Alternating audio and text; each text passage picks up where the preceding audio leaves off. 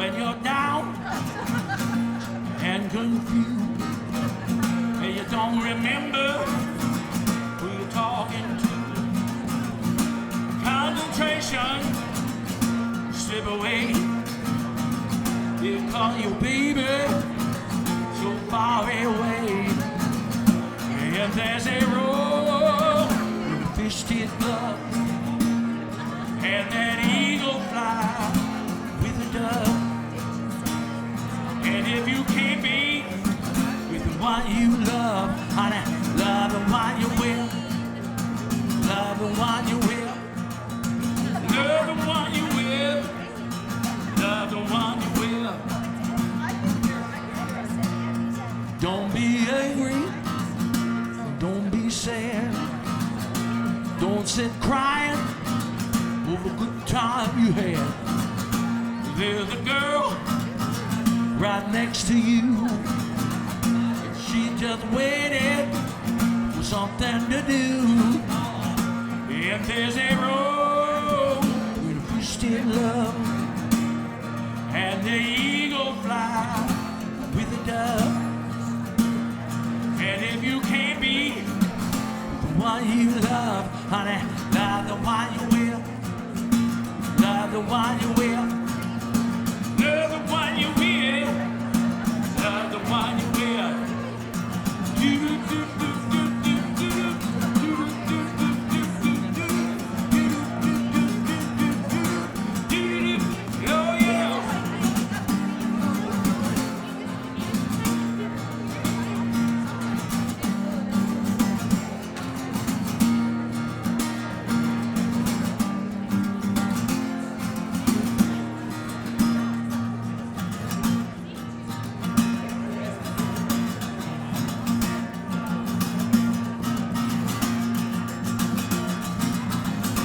Turn your heartache right into joy.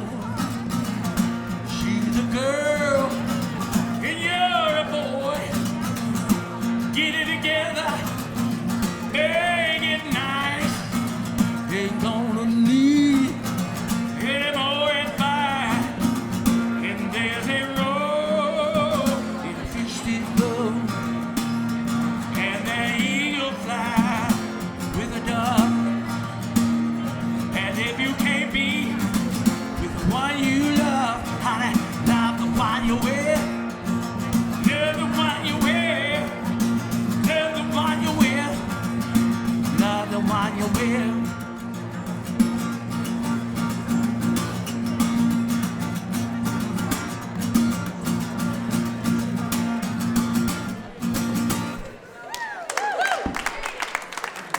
I found one.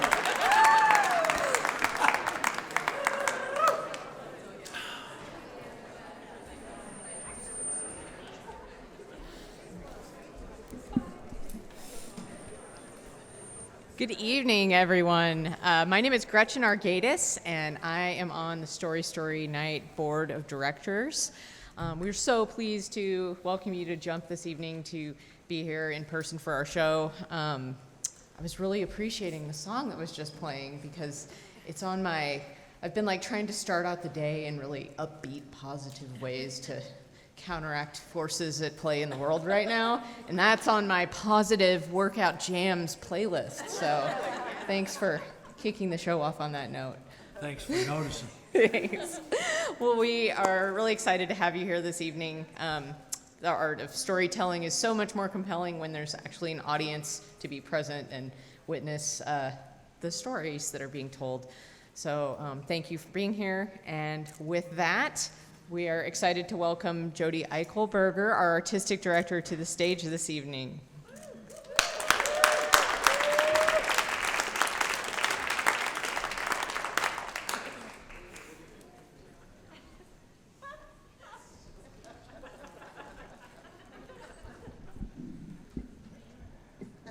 Hello.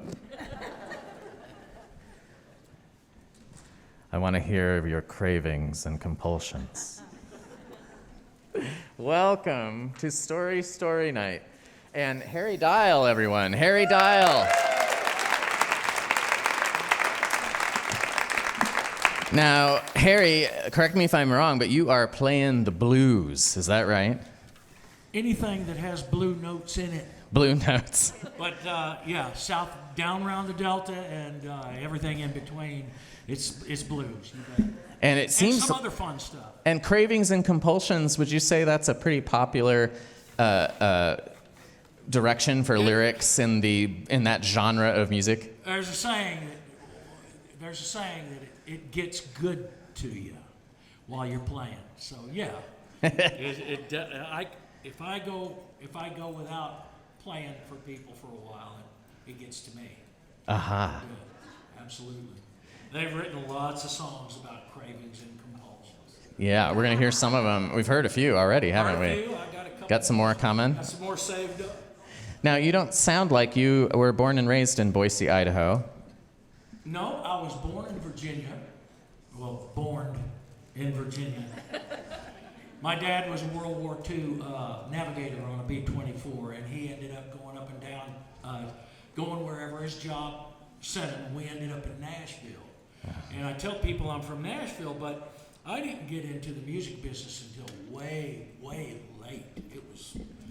It was a long time. I mean, it just... 27, 28? Actually, about 30 years old. 30 years old? Oh, okay. Yeah. And it was after my first divorce.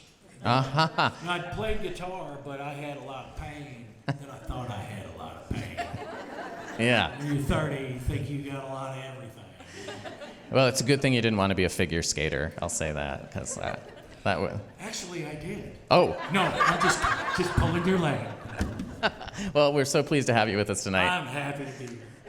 I also want to thank our season sponsor, the Boise Group. And they've been our sponsor, and it's an extra sponsorship this month because they pick organization, nonprofit in Boise each month to add extra support to. And this month actually belongs to Story Night, so we appreciate that. And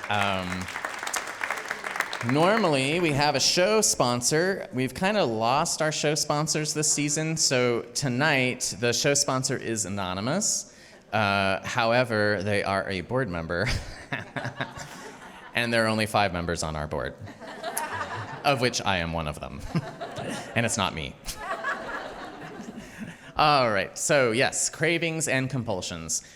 Structure of the show tonight is 3 featured storytellers intermixed with a community story slam.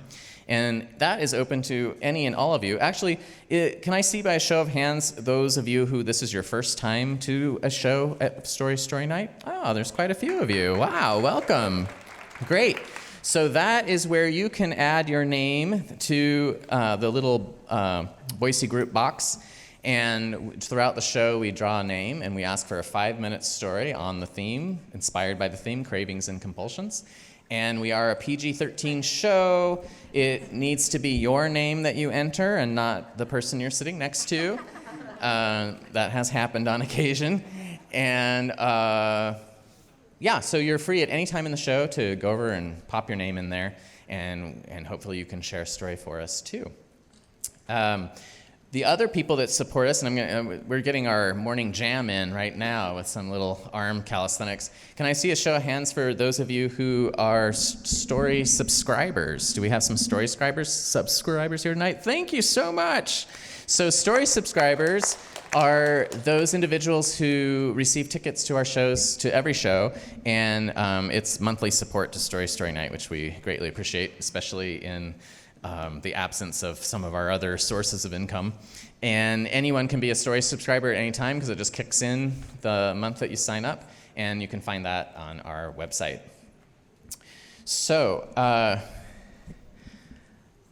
was thinking about cravings and compulsions that have happened in my life, and the one that is a little weird that popped into my head was during a time when I was living and working in Reykjavik in Iceland, and I worked for a television program that's there, and it was a little bit of a, what do they call that show, Big Brother, where people live in the same house together and vote each other off or something. I've not seen the show, but it was kind of like that in that we shared the house with one of the other performers that was in the show. And we had a pretty cushy thing. They gave us housing, they gave us a car, we had per diem, we had this beautiful house on top of a hill that we could see the Atlantic Ocean and the bay and the Snæfellsnes Peninsula. And we only worked Monday through Friday. I feel like this is sinking on me today. We only worked Monday through Friday. We had the weekends off, which is kind of unusual in the film industry. And so there was one weekend where I came down from my bedroom in my bathrobe, and one of the other housemates was at her computer, and she's kind of like, "Oh, I'm done with it. I'm done with it." And I was like, "What? What is it?" And I look at her computer, and there's like a house and little people walking around and like little symbols over their heads, and they're like waving their hands, and I'm like, "What is that?" Now, this is 2004, and it was this game called Sims, which I guess is a spin-off from another program called SimCity, where you built cities with factories and stores and sewer systems. And this one, you don't do that. You're just building a life in the world of Sims. And she was frustrated with her game and was just abandoning it.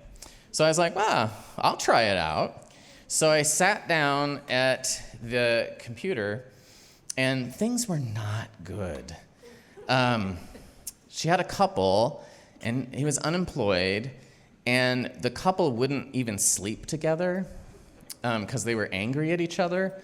And also, neither of them would sleep. You'd put them to bed, and they'd wake up, and they were sad all the time, and the little health bar, and I hadn't played the game before, so I was kind of learning it. I learned some of the symbols really quickly, which was like this one, which was like, I don't want to do that. Like, I'd try to get them to like watch television or something, and they'd be like, no, I don't want to watch TV. But I'm like, well, what do you want to do? Like, you're depressed and sad, and you're not getting along. I try, like, maybe if you watch TV together, but I put her down on the couch next to him, and then he'd immediately stand up and leave.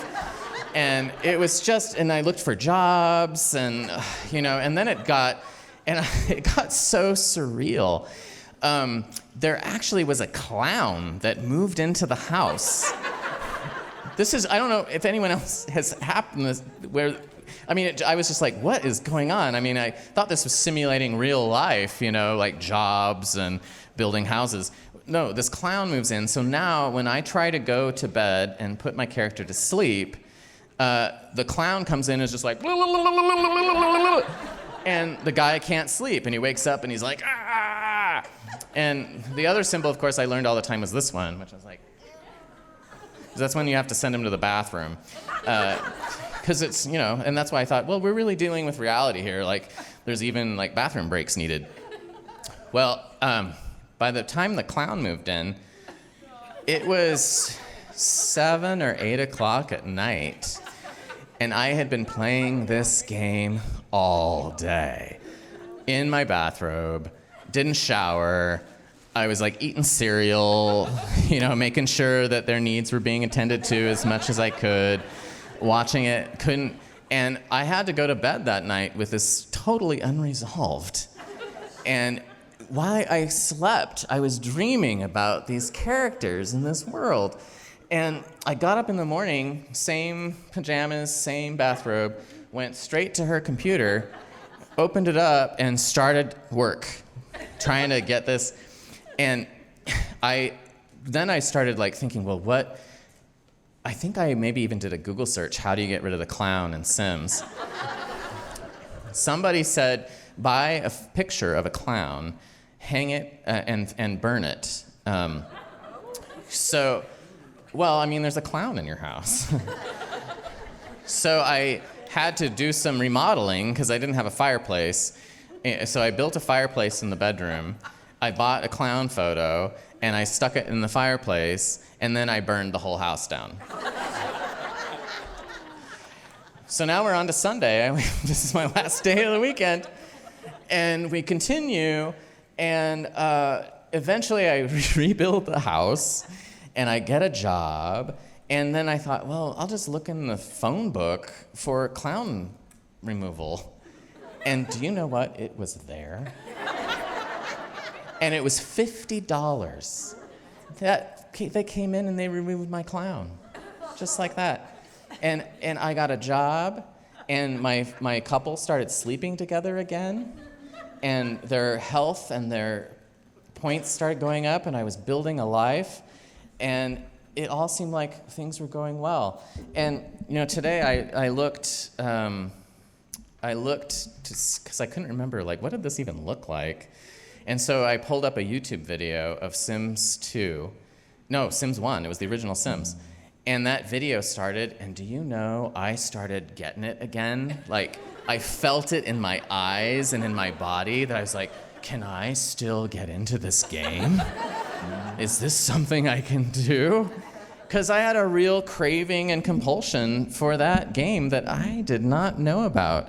And I think part of what it is that you can live life faster, and you can do whatever you want. You can build huge houses, or do weird jobs, or end and start new relationships, or have kids or not have kids, or get rid of the kids after you've had them. And it just gave me this sense of possibility and building, and it felt real. And I had that taste of progress and ambition, and felt like I'd accomplished something on a much quicker scale. And I craved that. So tonight, I don't know, Stephen, seriously, I don't know what's going on here. Oh, it gets worse with age. I've started getting those Facebook ads.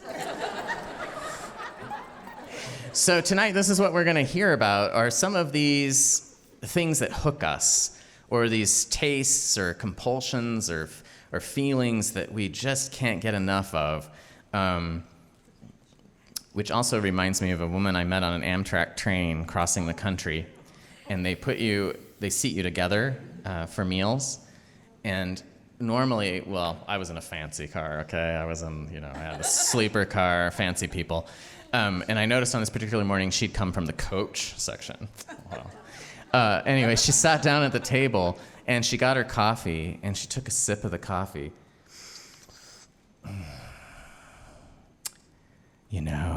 I spend the whole rest of the day chasing that feeling of sipping my first cup of coffee. I don't think I said anything, but I felt like saying, I have some bad news for you. That's it. You did it. You did it.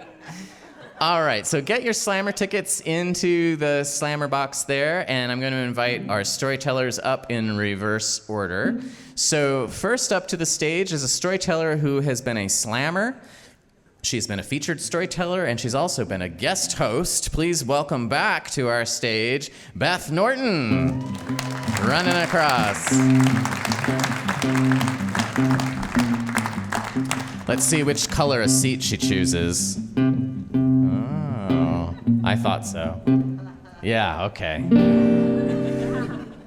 That's the sound effect for sitting in the orange chair. And our middle storyteller has been a Slammer at our show before, and actually joined our show in our virtual life, which we're Sims. We could have had story night in the Sims game. Maybe I could figure out how to do that. Please welcome Nicole Force. I don't know who Tiffany is.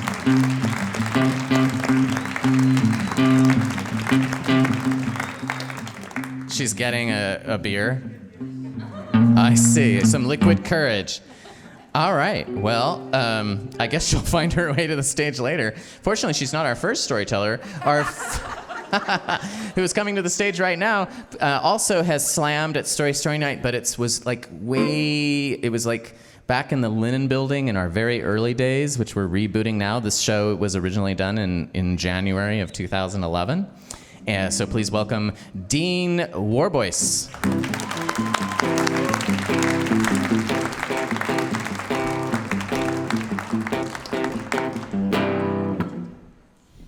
Here I am.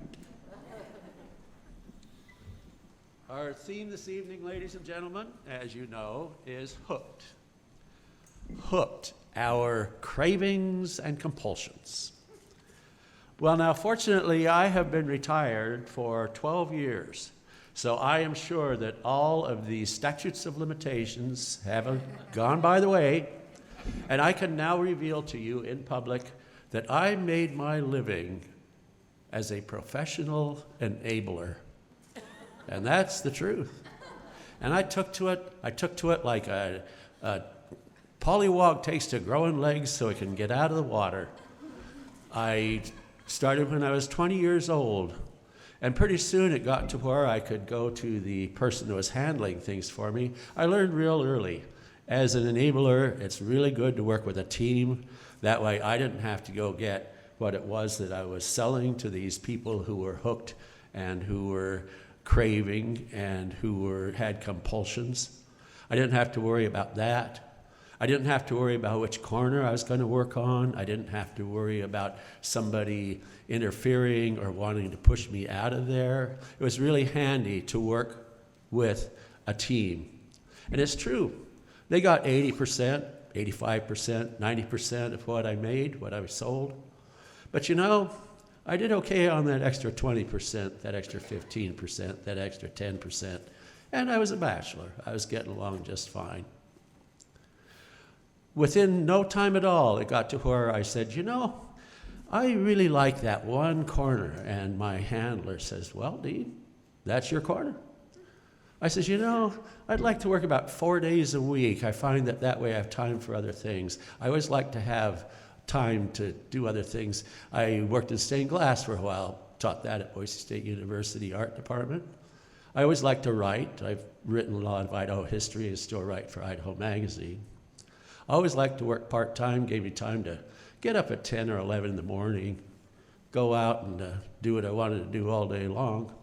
And then I found that I could tell my enabler, you know, I like that 6 o'clock to 10 o'clock work.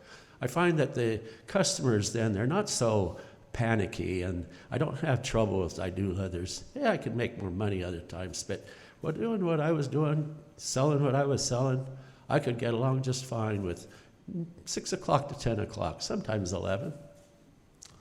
Well, just like that was my schedule. I must have been a pretty good enabler.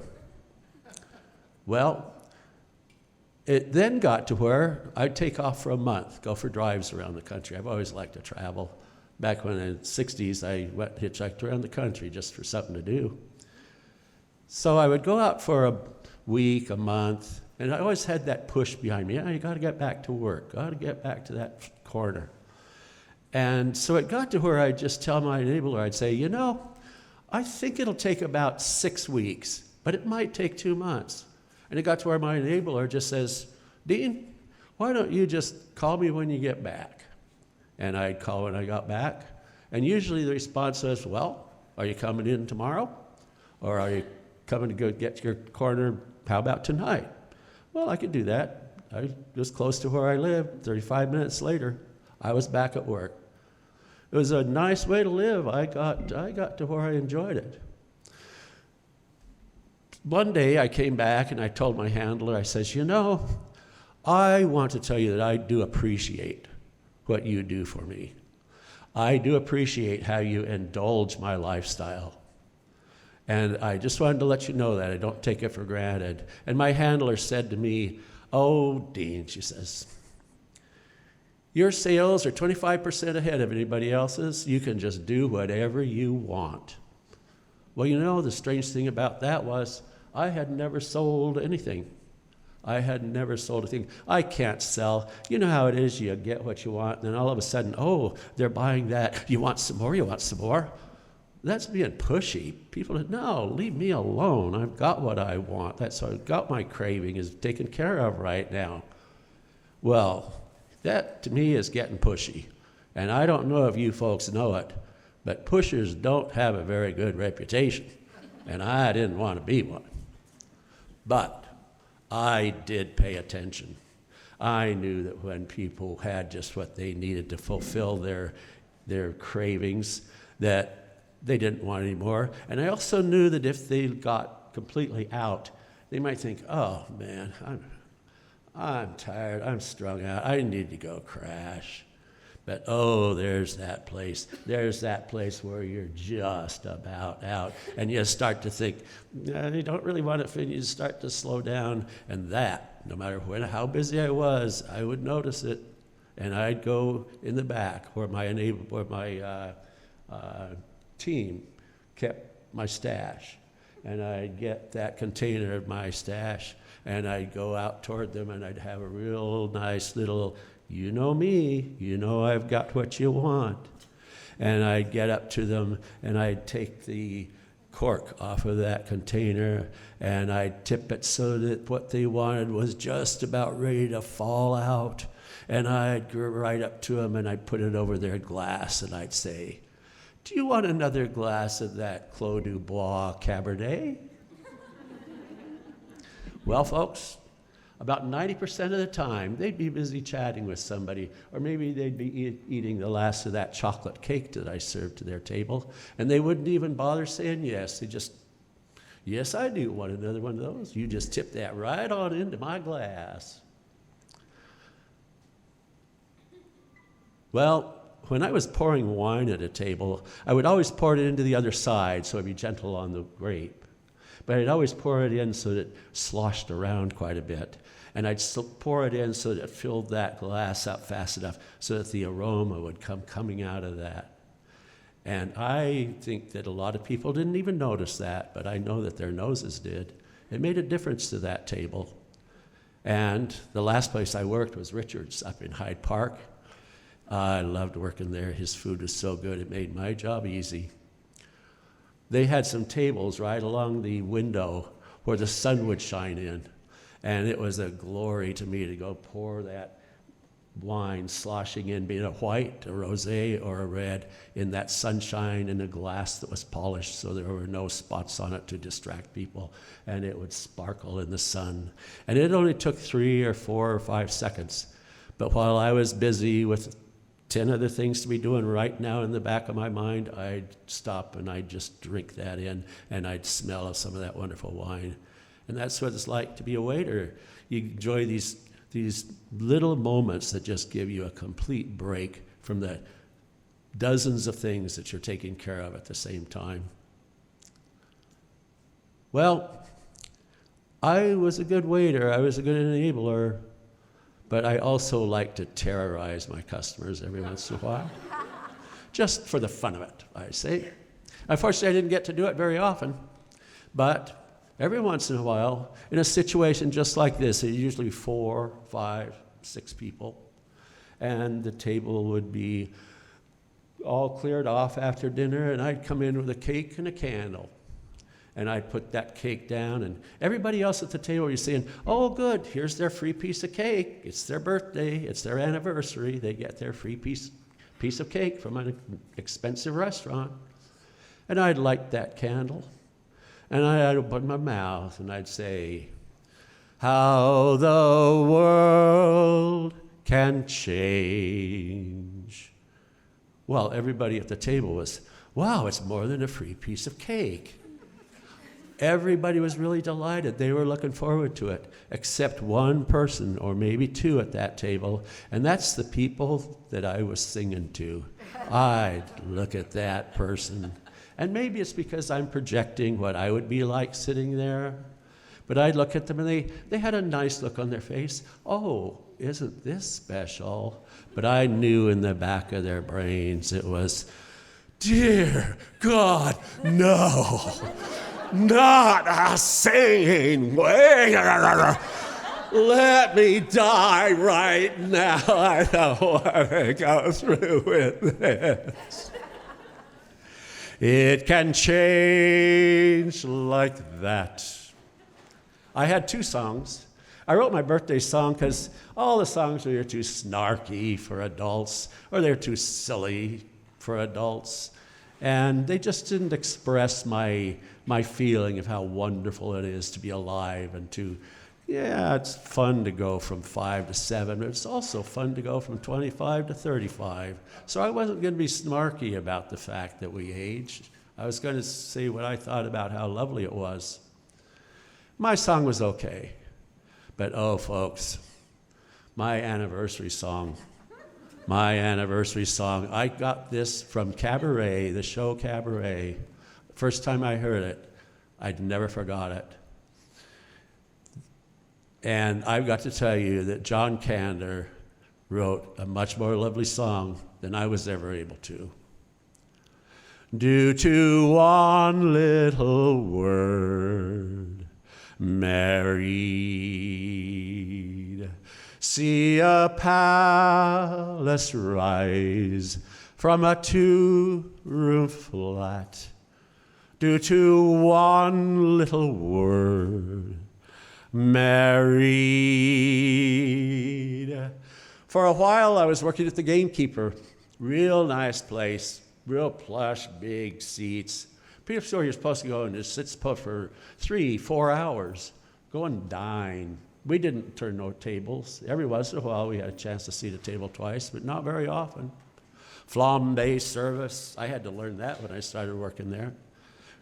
Make those Caesar salads at the table. And folks, there's no option about whether you want anchovies or not.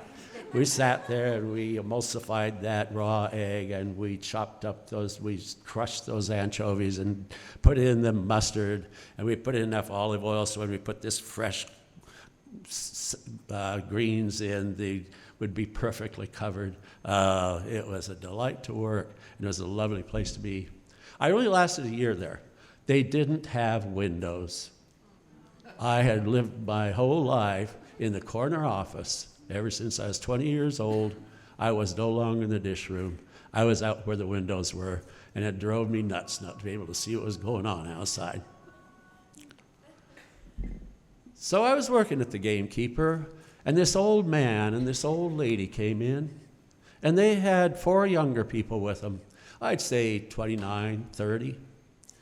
Oh, those kids, they were polished up. They were out to have a great time. This is a special occasion. And you could tell they cared for those old folks. And they sat at this 6-top we had. The kids around them and this old lady here and this old man here.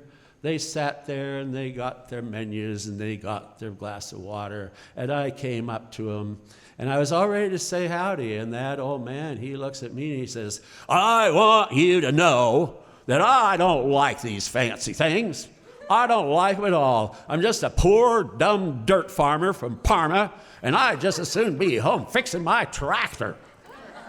But it's our 50th wedding anniversary, and it seemed important to the girls here, and I know it's important to my wife. So here we are, here I am, but I'd rather be watching TV. Well, I listened to that. And I got down pretty close to him as if I was just going to talk to him. But I said it just loud enough so everybody at that table could enjoy what I was going to say.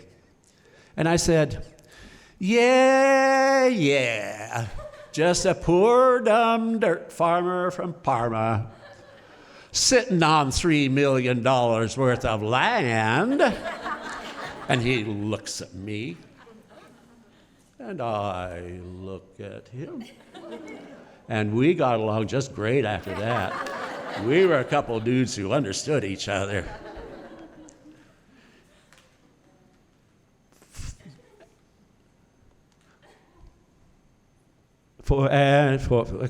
Let me remember where I am in the song.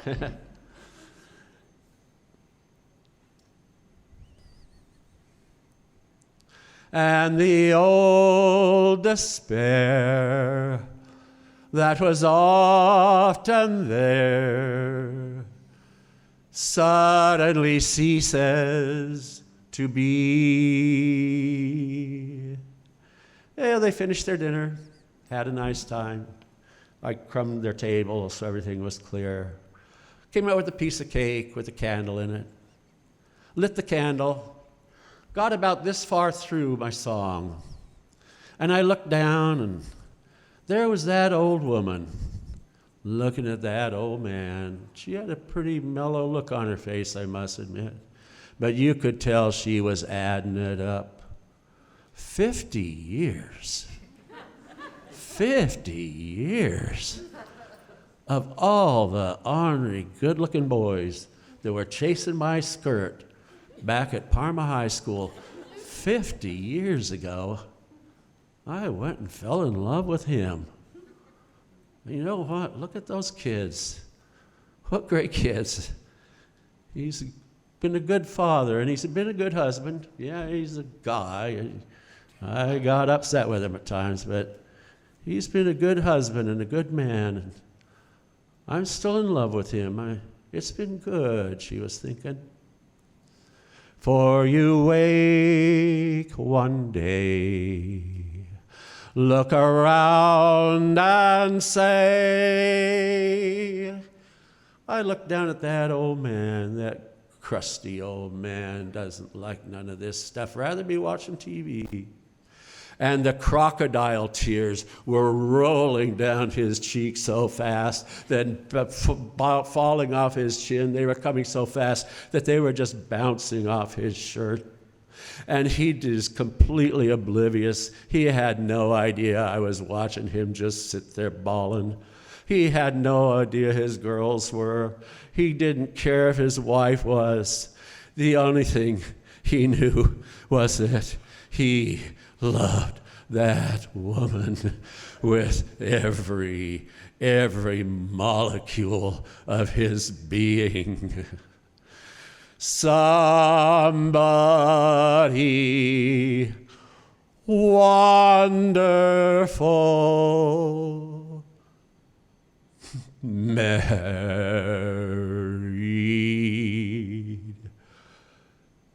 me.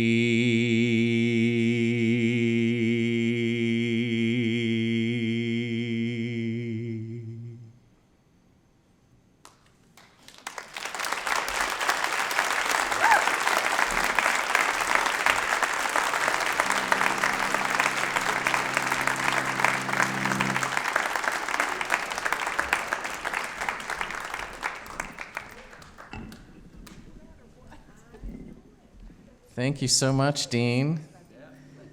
You can all please remember to tip your server. Yeah, there we go. Emulsified raw egg. Seasoned with the tears of a Parma farmer. Delicious.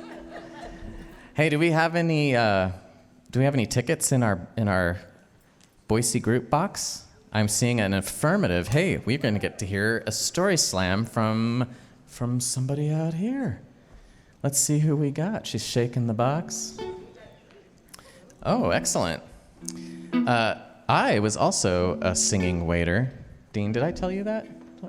I was a singing waiter on the Portland Spirit River Cruise dining experience. Down the Willamette River.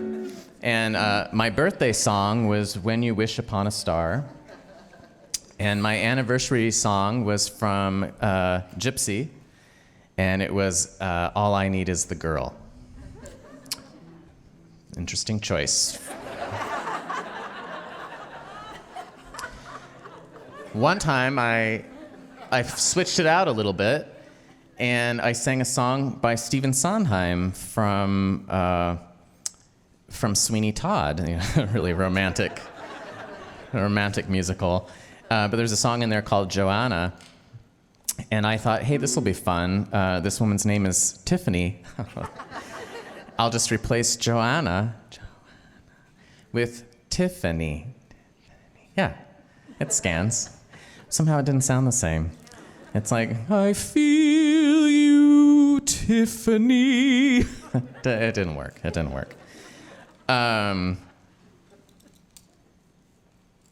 I feel you, Cindy Williams. Will you come up to our stage and share a story slam? Cindy Williams, everybody.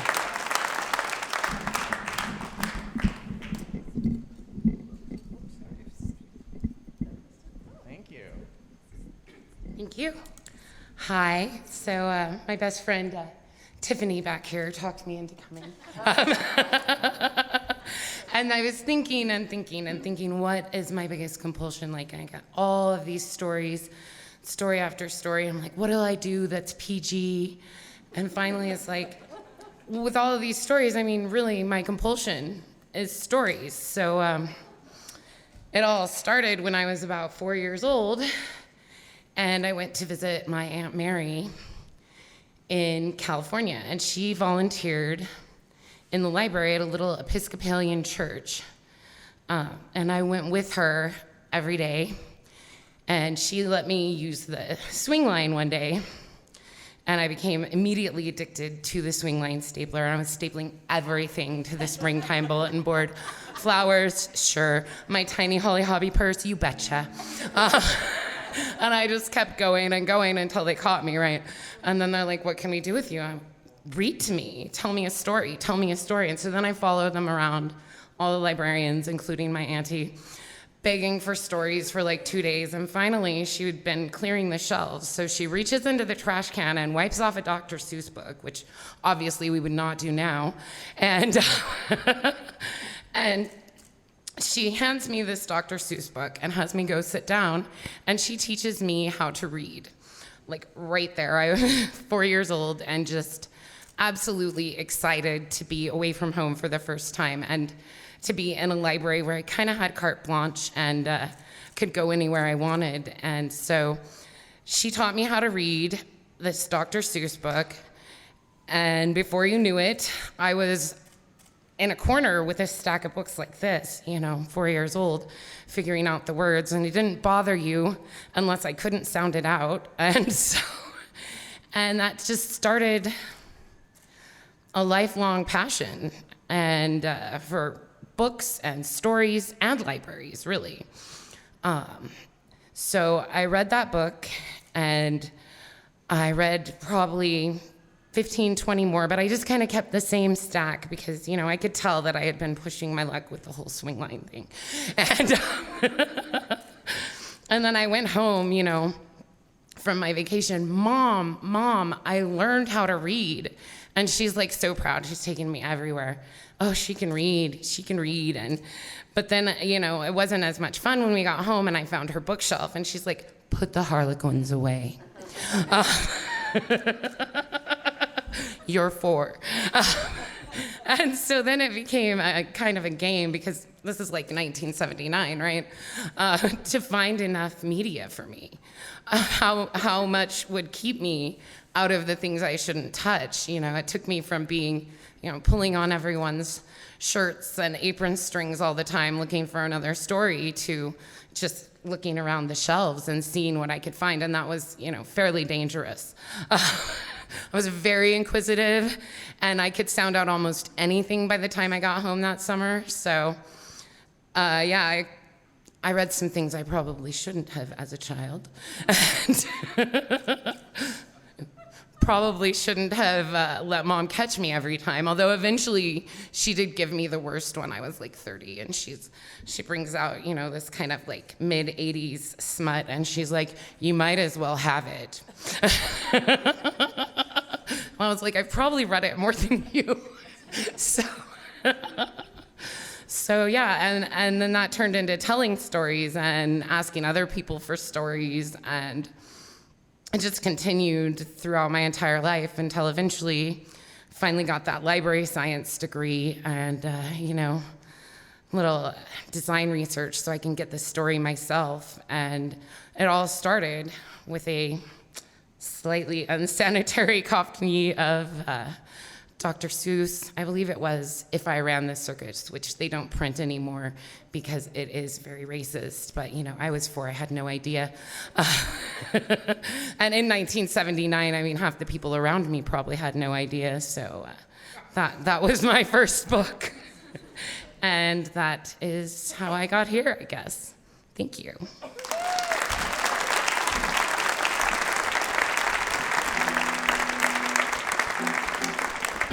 Thank you, Cindy. Would you go visit the Slammer booth over there? They'll have you sign a little release, and maybe you'll win a stapler. You might. I don't know. Who knows what's going to happen over there? I remember learning to read and actually looking at a dictionary. I think I was in 2nd grade, and I was just kind of thumbing through, and I found an interesting word. And the definition said that it was someone's character, but the word was sex. And I asked my mom, like, hey, Mom, if I like someone's character, can I go up to them and say, I really like your sex? No, darling, you cannot do that. So it was good I asked and didn't just try out my new words like I do here sometimes. All right, we're going to move on to our next featured storyteller, which is a friend of our last slammer, I guess, right? And as I said before, Nicole joined us during our virtual world as a slammer and slammed again. Actually, was a sheepish slammer during our summer season over at the Women's Ward. Please welcome, though, for the first time as a featured storyteller, Nicole Force.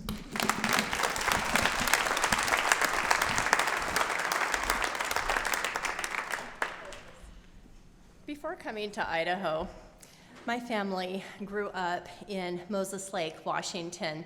Small town, lake town. It was also quite cold there. My dad put me on cross-country skis at age 3. That was a hoot, let me tell you. It was loud and angsty for both of us. So when I turned 5 at Christmas, instead my mom got me a pair of white, brand new ice skates. Us kids would bundle up and we'd put our skates over our shoulder and we would walk down to the lake for ice skating. I sat on a frozen log while all the other kids went out on the ice, and I tightened my boots just as tight as I could get them because I remembered my mom saying that I wanted to have control over the boot. I didn't want to have slack in the boot. So if I fell over, I didn't cut myself with that very sharp blade, and so I would have precision when I got out on the ice. When I got out on the ice with the big kids, I loved it. The wind in my hair and the sound of the blade slicing the ice and the ice crystals flying behind. I think for the first time in my life, I could go anywhere I chose within that home-groomed rink, and I could get there as fast as I pleased. And I liked to go fast. Over the next couple of years, I learned to race on roller skates. I also learned to downhill on telemark skis. And then for several years, I competitively raced on Rosignol's downhill. Well, my dad, he encouraged me to race, and boy, did I ever. When we moved to Idaho in 1984, there wasn't a lot going on outside in the country of Nampa, Idaho. Not a lot of people out there. We had to drive everywhere for our entertainment. And I felt like a latecomer getting into driver's ed at age 15 and a half, and I was very motivated to get that license. And the summer before, my mom had gotten a new car, a sports car. It was the Oldsmobile Cutlass Supreme Coupe. It kind of looked a little more like a sedan. Well, that winter, she slid through an icy corner and went over an ice bank, and she had some undercarriage damage. And so my mom and my dad had a conversation, and they decided that she would get a heavier, more reliable Buick. And I got the Oldsmobile Cutlass Supreme. Come to find out, I had a compulsion for speed. Now let me tell you a little bit about this car. Under its matronly hood, it had a high compression, high output quad 4 engine coupled with a body type that was the GM10 platform, which was a 2-door notchback coupe that first appeared at the 1988 Indianapolis as the pace car driven by Chuck Yeager. It circled the next couple of years and landed in the NASCAR Winners Circle like 13 times. There were 180 galloping horses under the hood of my new car. And as soon as I got the keys to the car and was over the hill and out of view of the house, we sped like a bat out of hell. We crested every hill. My neck stretched long to survey the miles ahead, and then we'd swoop through a depression in the earth just like a jet screaming through a mountain pass. The thing I liked about speeding is when I got to the top of the hill, gravity did this kind of equalization thing, and yeah, I was probably catching air. But there was like this pregnant pause at the top. The landscape was colorful and blurry, and there was a moment of expectancy. It was bliss. And then the road caught the tires, and we continued on as fast as we could on a tuned suspension. It was one sweet ride. Well, after my dad died, I didn't have to ask for the keys anymore. My mom got a full-time job in Boise and started working late.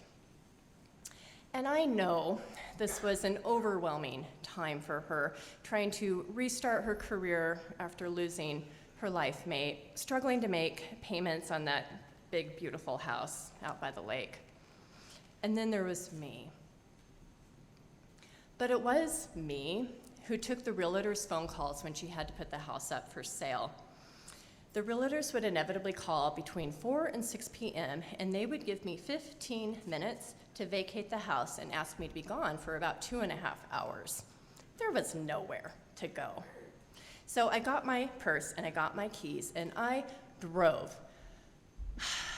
I drove everywhere in the valley that year. I drove from Marsing to Melba, Black Cat Road to Blacks Creek Road, and yeah, I went fast. Where I had been going down those 2-lane country roads at about 60 miles an hour, I started pushing the Oldsmobile up to 70, 80, 95, and one dark night, I buried the needle going downhill at about 119 miles an hour.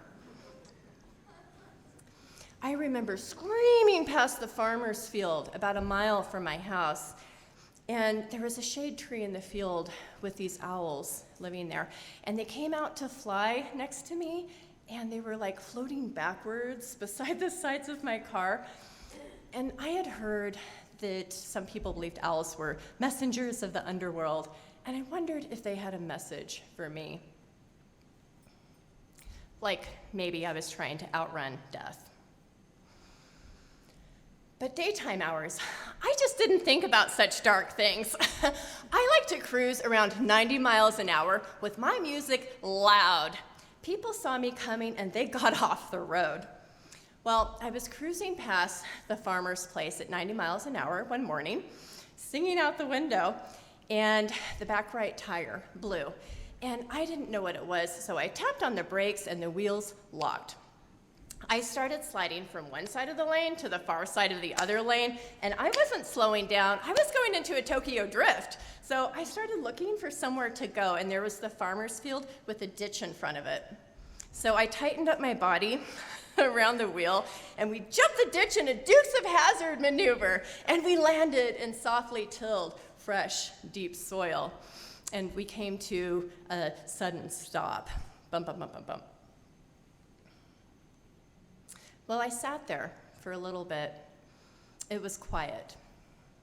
And I was uninjured, and fortunately, nobody was injured. But I sat there, absorbing what it felt like to feel saved, to feel cradled by earth, safe, if you will. It was quiet and peaceful, even. And then I realized there was no one around. That is why it was so quiet. I could have sat there for probably 2 hours before an adult who knew me came by. I realized I would have to take responsibility for the situation. So I hobbled the Oldsmobile to the end of the field, and there was a little land bridge that went over the ditch. We got up on the road and drove about another half a mile down the road. And I realized that the back right tire wasn't functioning. So I pulled over. And I did actually know how to change a tire. And that's probably when the adrenaline kicked in, because I was able to undo all of those lug nuts and pull off the old ruined tire with its fleshy strips of ruined rubber and set it aside. But the thing I struggled with was pulling out the new tire. Before my dad had passed, he put a full-size brand new tire in the trunk. And it was heavy. So I was trying to roll the tire out of the trunk and keep it in my hand so it didn't go down the road without me. And roll it to the base of the car and try and get it up on the wheelbase. And I thought I could do it, but I just wasn't strong enough. I couldn't lift the tire and also position it on the wheelbase at the same time. I needed help. So over the hill came this big trash truck. And the driver, he saw me and he stopped. And he got out and he said, "I saw you driving real fast. I saw you slide from side to side on the road and you went off." And I said, "Yes, sir." "You could have rolled it. You could have been hurt. Bad." "Well, I'll change your tire." "Thank you." I didn't have anything to give this person, except for I did say a sincere thank you before he went on his way. But thank goodness for people who help others in their time of need, because sometimes people do need help from their community. Well, anyways, I was an hour and a half late to school, and I must have looked a fright. I had coffee all over my shirt, and I had it dried on my face in patches, like patches of blood, except for it was coffee. And I had this big black tire tread mark across the top of my light blue slacks. But I was uninjured, so they put me back into class. And I made it through the day, and I made it through to graduation. And you would think that this close call would have slowed me down. But really, it was college and moving to Boise that slowed me down. First of all, on campus, there just isn't much need to drive very far. And I realized when I lived in a neighborhood that if I wanted to live with other people around me, like my best friend, that I would have to slow down and be more careful with the people. College really saved me in so many ways, too. I was able to determine my major and select my classes and take some control over the way I wanted to grow myself moving into the future. And I'm a responsible driver now and a respectable mom. But as I was thinking about this story, I have to admit that I got to thinking about driving, and I kind of miss it. And I was having a hard time sleeping the night after writing the scenes to this story, and out my window, because I live on a busy street, I heard this vroom, vroom, the little knock in the engine, and it reminded me of my car, and I miss my old car. And now I think maybe when my son turns 16 and gets his license next year, that I might give him my old Subaru Outback. And I might get something with some more speed. I might go hit the racetrack.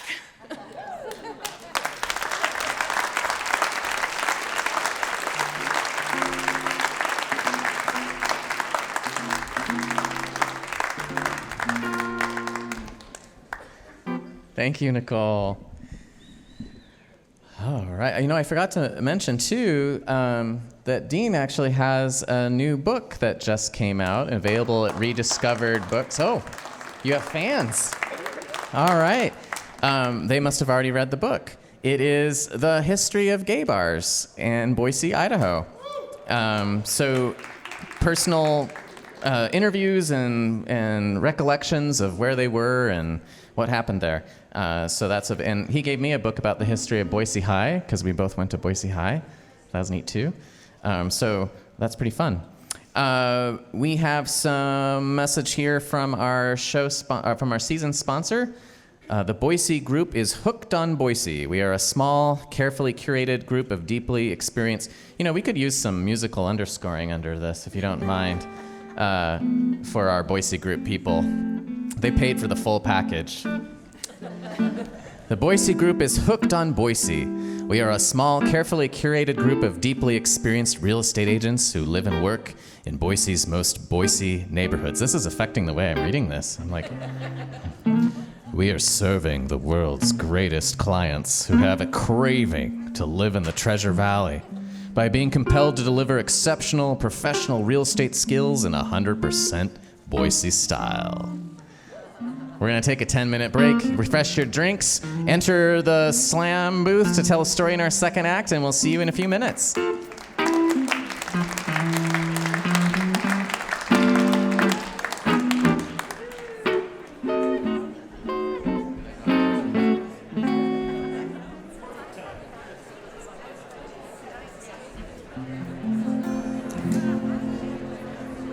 All right, I just checked our slammer box, and we have a lot of people with cravings and compulsions.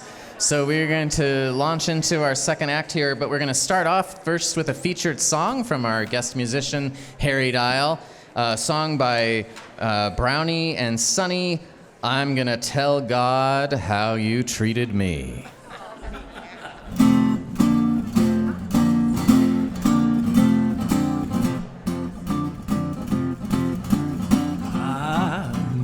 Tell God how you treat me. I'm gonna tell God how you treat me some of these days. Glory, I'm gonna tell God how you treat me. I'm gonna tell God how you treat me some of these days. I'm gonna sit at the welcome table. At the welcome table some of these days. Glory, I'm gonna sit at the welcome table. Yeah, I'm gonna sit at the welcome table one of these days.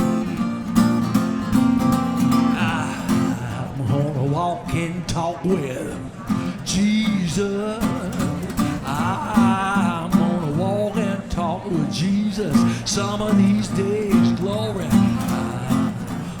Walk and talk with Jesus. I wanna walk and talk with Jesus some of these days.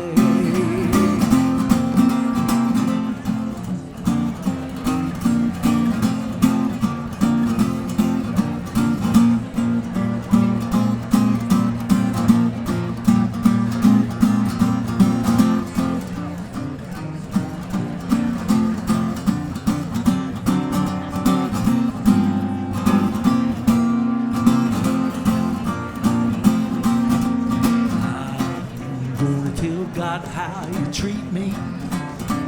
Lord, I'm gonna tell God how you treat me some of these days. Lord, I'm gonna tell God how you treat me some of these days. I'm gonna tell God how you treat me some of these days. I'm gonna sit at the welcome table.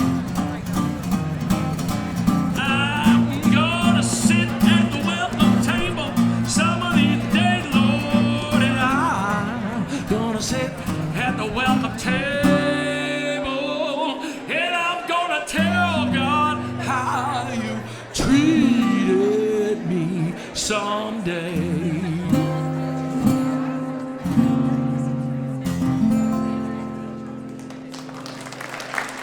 All right, thank you.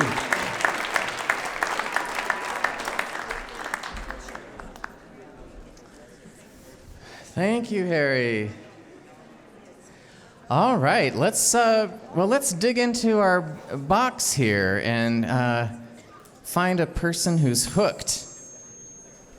You know, one of the things I don't think is fair, I've had periods of my life where I've been healthier and not healthier, meaning that I'm exercising, running regularly or whatever, or I'm just sitting on the couch watching TV. And when I'm healthy, I crave fruit and vegetables. And when I'm not healthy, I crave Cheetos. There's something wrong about that. That doesn't make any sense. Green Cheeto. What? Green. Green? Green Cheeto. I don't know what that is. Jalapeno Cheeto.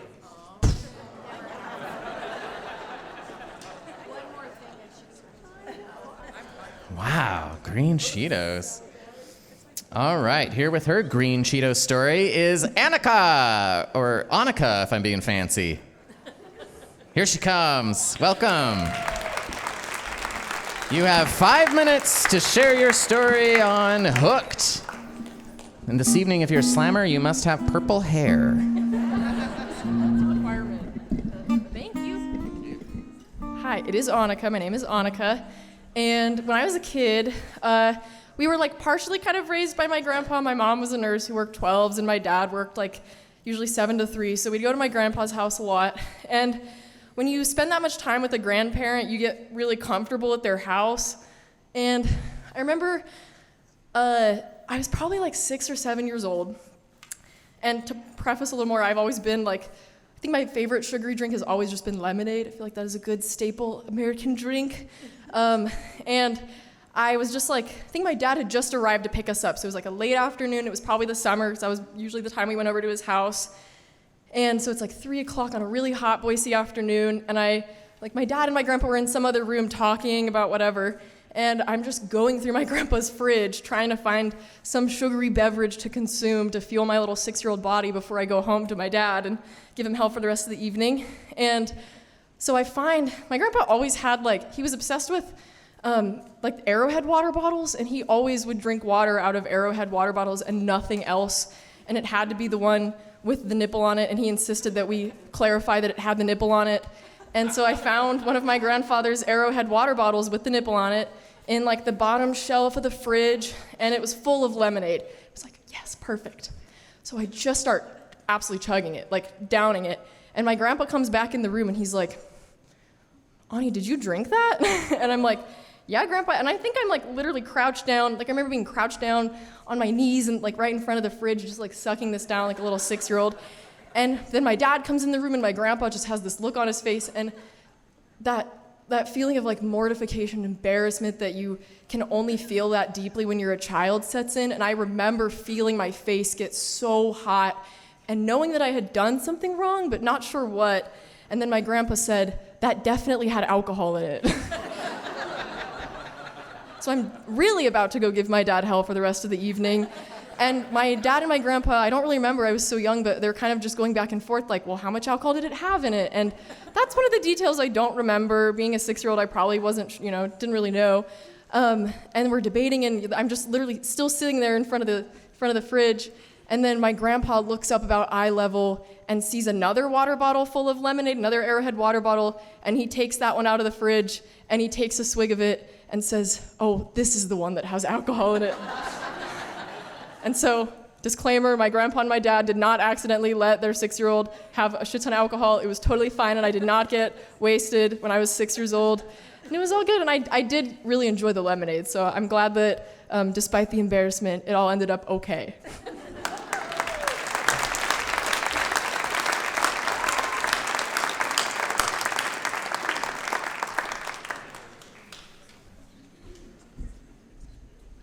Ooh, that was so refreshing. Oh boy, I got really uncomfortable there for a second.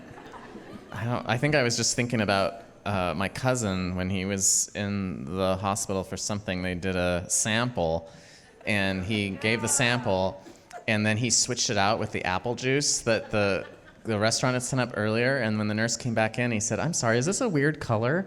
And she's like, well, it can be a lot of colors. It depends on your hydration and what kind of vitamins. And he's like, no, I'm not happy with this. I'm going to run it through again. Speaking of again, I don't know. I'm feeling spontaneous. Let's do one more slammer right now. Can we do that? Yeah. Let's do it. Give me some slammer music. Well, the box is coming up.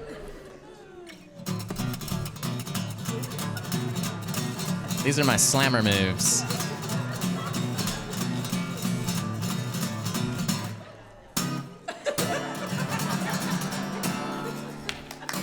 Woo! It looks like we have, well, first of all, I have to note that there is a heart drawn on the ticket, which is super sweet. I appreciate that. But it's Alexia. It comes with Alexia. Do you have a story for us, Alexia? Yay. Hey, am I reading this name totally wrong? A-L-E-X-I-A. I guess it could be Alex Law. Or Alex Law. Alex. Oh boy.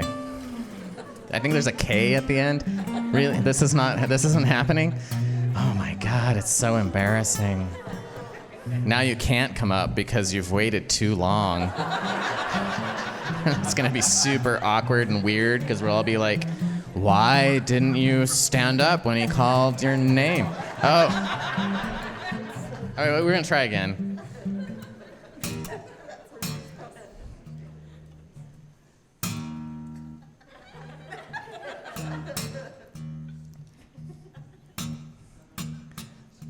This is a returner to the Story Night stage, Mr. Dave Lee.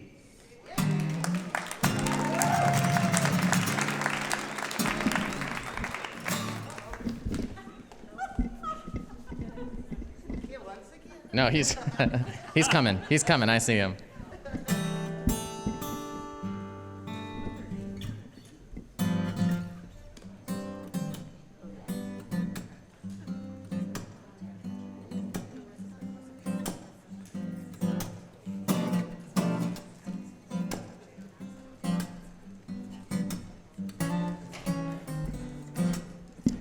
Hi, Dave. Welcome. Good to see you, sir. Are you comfortable standing with the mic, or do you want me to grab something for you? Okay. Good evening, folks. It's good to be back. The first part of this story is actually a story of compulsion that I borrowed from Henny Youngman. You all know Henny Youngman? Take My Wife, Please, the king of the one-liners. Well, he used to tell a story about these two brothers that lived with their elderly mother. And one brother got compulsively attached to this cat he adopted. He played with the cat, couldn't be separated until one day he won a trip to Europe. So he got to be separated from his cat for a while, but he was calling every day to check on it. And one day he called his brother and said, "How's my cat?" The brother said, "He died." The brother said, "Whoa, harsh, man. Couldn't you have broke it to me more gently? You could have told me one day, hey, he's on the roof. We can't get him down. He fell off. He broke his leg. We took him to the vet for surgery. He didn't quite pull through. You could have broken it to me easier. You could have softened the blow." And the brother said, "Yeah, I'm sorry. I should have been more gentle. Sorry about that." And the brother said, "Oh, that's okay. By the way, how's Mom?" He said, "She's on the roof." Well, I tell you that story to update you on another story I got to tell a few years ago. Some of you might have heard it before. It was one that was made into a musical by Lita Harris Newstetter. It was a story about how I was anxiously awaiting the results of an MRI to see if I had a recurrent brain tumor. And it was a celebratory end when it finally came back and said, no evidence of recurrent neoplasm. And I'm blessed to say that I've been blessed with 11 years of similar happy MRIs. Unfortunately,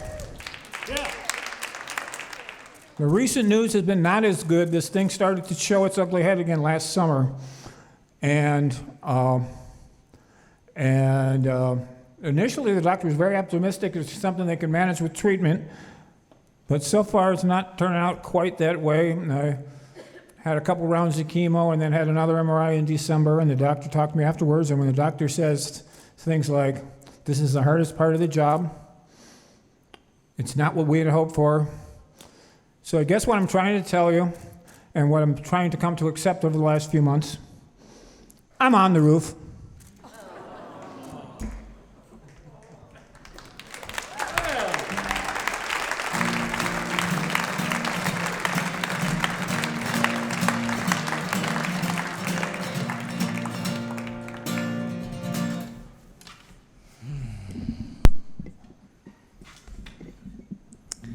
Yeah, the stories keep going. And I really appreciate, Dave, that you have been here to share with us the beginnings and the middles and the transitions through the story too. The musical, yes, thank you.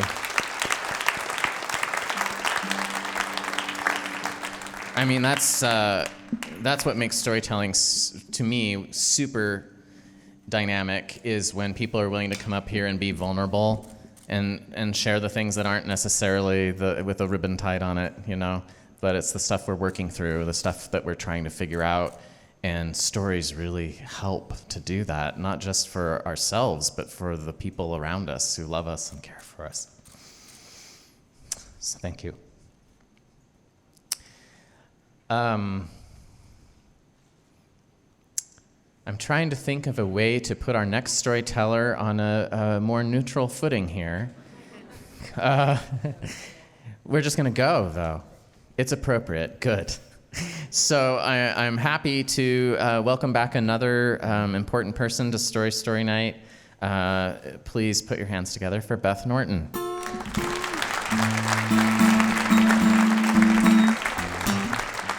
Thank you, Jody. I think the pandemic brought back compulsions for everybody. I think if you made it through at least that first year and you didn't get back into a compulsion, then you're psycho.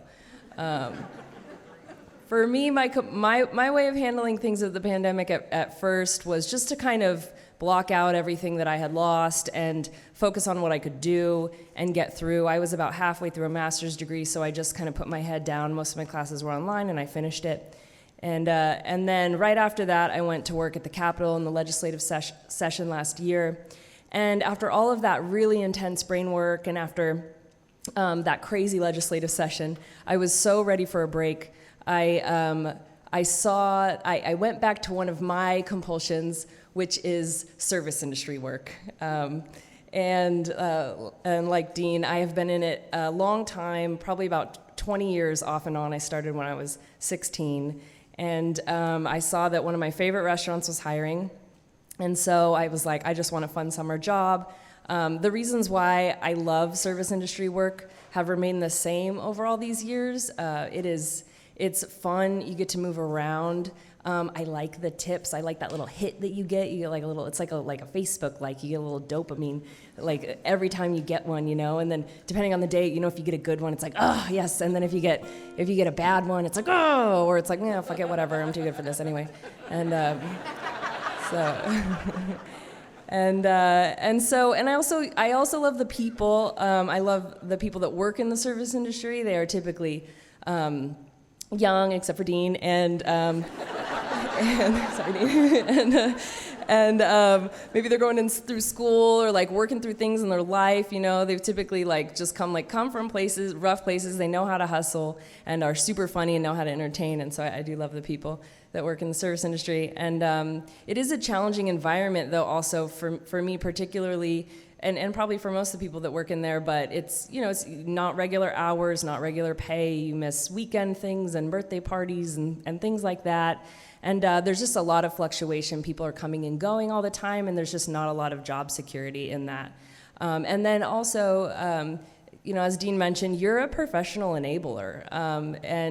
And typically also you're surrounded by addicts, either your customers or your coworkers.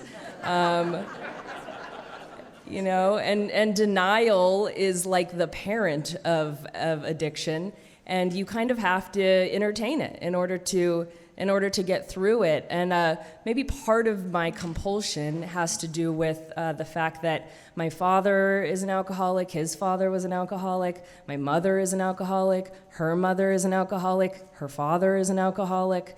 I've just been surrounded by them my whole life. I spent most of my childhood in foster care, and people say that your job is a lot like a family. You'll hear this, my work environment, we're like a family here, and that I would say that's especially true in the service industry.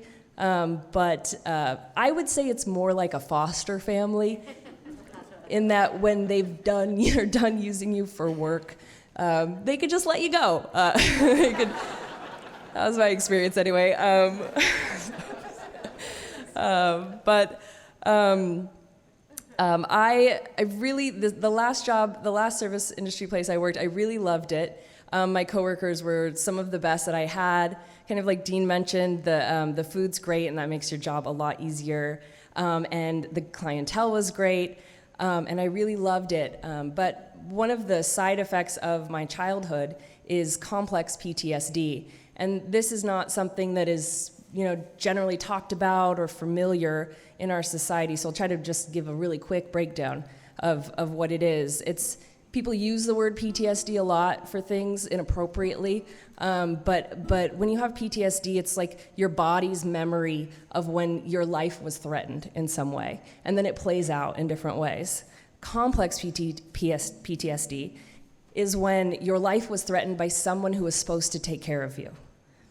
The sort of three main symptoms of this are, as you can imagine, difficulty forming and maintaining intimate relationships or close relationships, a negative view of the world and your place in it, and difficulty controlling your emotions. How could I forget that one?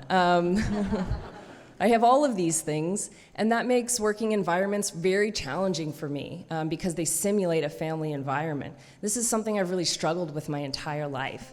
And I did struggle at this place, at this restaurant job at times. And I was so grateful because I had coworkers who were patient and compassionate.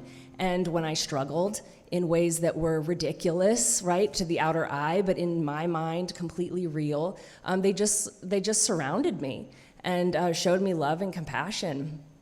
And that meant a lot to me.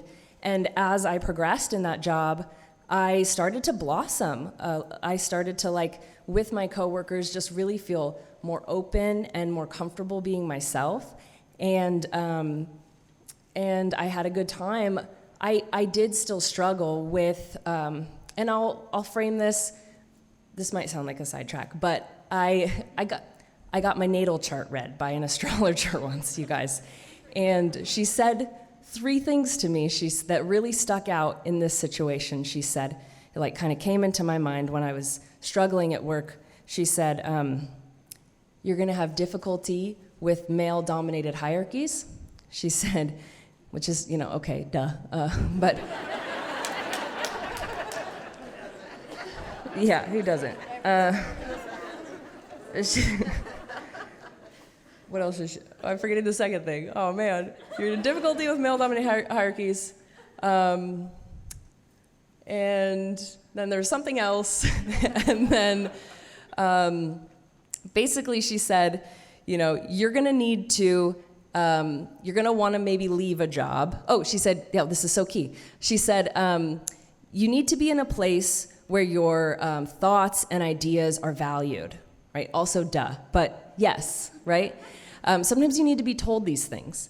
And then in this situation, I had been feeling at this restaurant that, with management, that as a front of the house person, my thoughts and my ideas weren't being valued. Changes were being made that would require me to adapt really quickly, and I could do it. But I often wouldn't get time to process or work out systems around that change. And I often didn't, I never had a voice in any of them.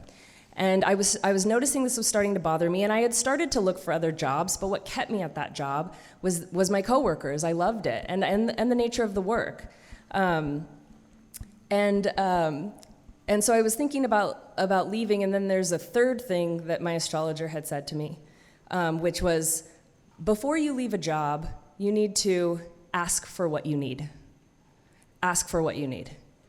And this was a practice for me because I was in the habit of just waiting until my emotions hit that point where I just couldn't take it anymore and then push everybody and everything away, right? So instead of doing that, because I valued this place, because I valued the work, I pulled my manager aside and I said, hey, I'm really struggling when decisions are made and I don't have a voice in them. And I know my opinions won't get heard all the time, but I really need to have a voice at the table in things. And the conversation went okay.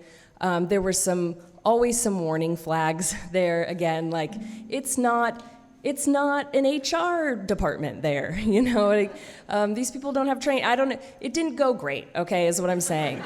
The conversation didn't go great. It was kind of clear to me that my manager was holding on to some things and not communicating them, but we ended with a hug, and which I know sounds weird, but anyways, we hugged. We ended with a hug, and I thought everything was fine.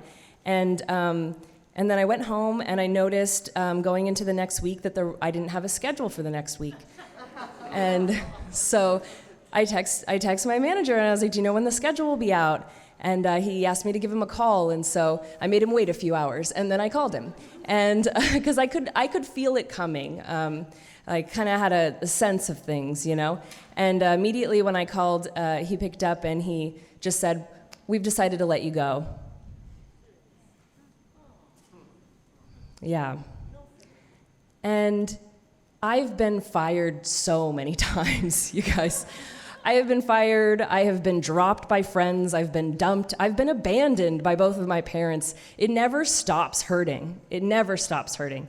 And for somebody who comes from something like I came from, it has the potential to really drive me into the ground. And part of the reason why I wanted to tell this story is because today is Idaho's Advocacy and Awareness Day for Suicide Prevention. Thank you. I did not kill myself. I am still here. But I did spiral down. I spiraled down really hard and really quickly, all the way to the bottom. It was like I had jumped off a 75-foot building and then just went straight down into the concrete. When I hit my bottom is the world would be a better place without me. That's my bottom. And I hit that, and I hit it so hard and so fast that I just broke right through that concrete.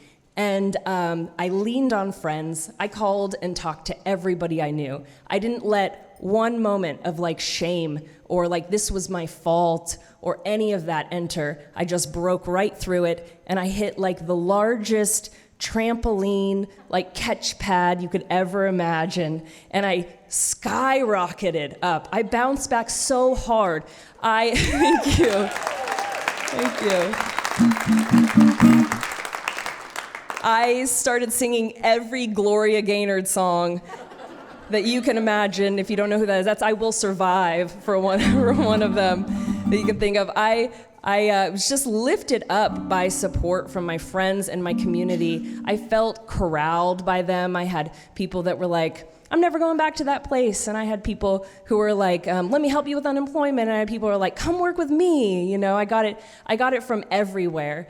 And I lifted so high into the sky that when I looked down, the restaurant and the people and everything, they were just little specks in the grand scheme of things. And I had an ending to it. I guess I'm stoked. I'm like, I got fired for finding my voice, and I'll take that any day over a restaurant job. So, thanks for listening.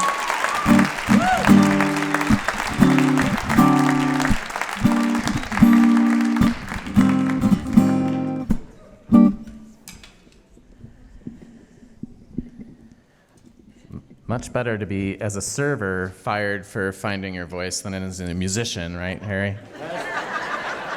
Ask Alfalfa about that one. Yeah. Alexia, are you here? Alexia, have you come back? No, still not here. All right. Well, I think I know where Alexia is. She heard that we are having one of our first Story studios that we've had in a long time, a workshop for you to take a story from your life and with the help of one of our studio guides, shape it into a story that you might even come share on a story night. The next one is on February 1st here at Jump in the Inspire Room, which is a cube that's kind of off that way, down on a lower floor. And you can register. It's February 1st, which is also a Tuesday from 6 to 8 p.m. You'll find a link to register on our website at storynight.org. And I will find another ticket in our slammer box here and see if that person is in the room, hear their story. Usually these workshops are pretty intimate, just small group, and you kind of build your stories together. You might leave with a full story, or you might just be well on your way to getting that developed. Thank you.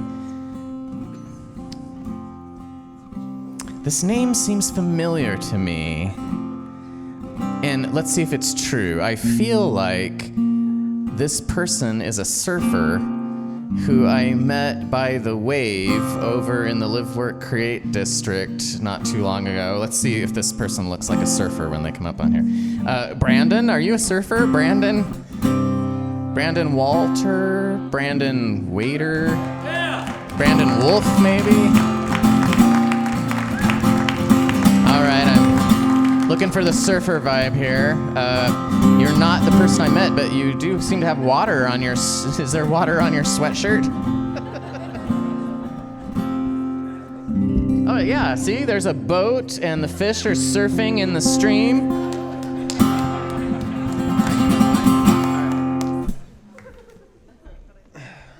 Oh, okay, I didn't think my name was going to get picked, but... my name's Brandon. I'm from Anchorage, Alaska. I'm here visiting my mom. And who here likes fishing? Oh, we're good. We got about half the people. So, my dad recently bought a place on the Kvichak River in Alaska. It's in a village called Agiagig. We call it the cabin. But basically, it's a house in the village, and we get to go out there fishing. Once or twice a year, we do a spring trip and a fall trip. But my family thought I was going to come up here and talk about the biggest fish I ever caught out there, so I'm going to talk about the third biggest fish I ever caught out there. Just to make it a little different. But I got a good friend. I just moved to Montana, and he was my best fishing buddy. And I've been out there about 5-6 days, and he comes out with me, and he's like, all right, I'm here. It's time. We're going to catch some big fish.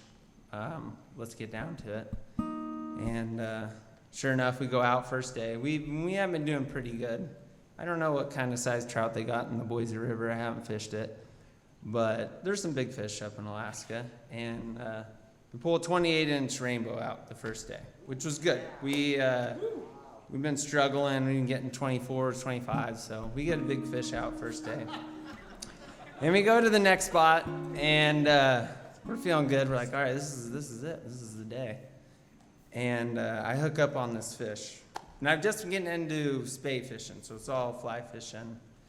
And I hook up on this fish way out there, and it's jumping. It's taking off. And they always said that the big fish don't really jump. They just kind of dive down deep. They stay low.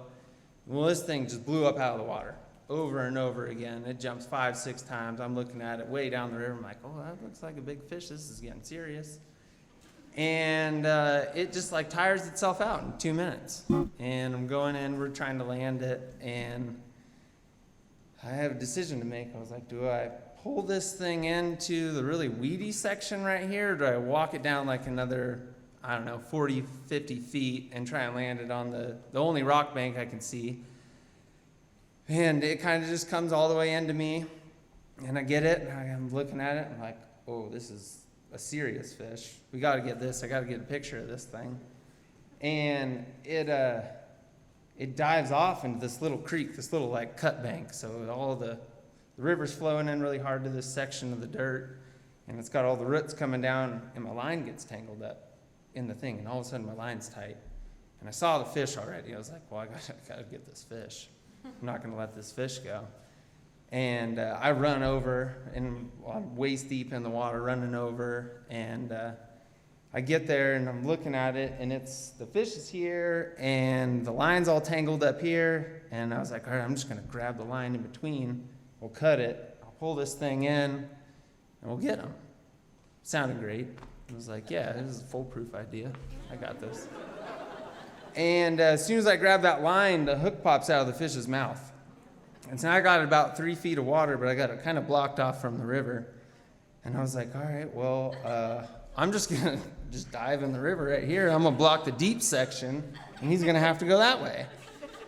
And sure enough, it worked. I jumped in the deep spot, and I pushed the fish over here, and I'm like shoving all the water, I'm not even touching the fish, I'm just shoving the water. And I'm pushing the fish up onto the bank with just the force of the water.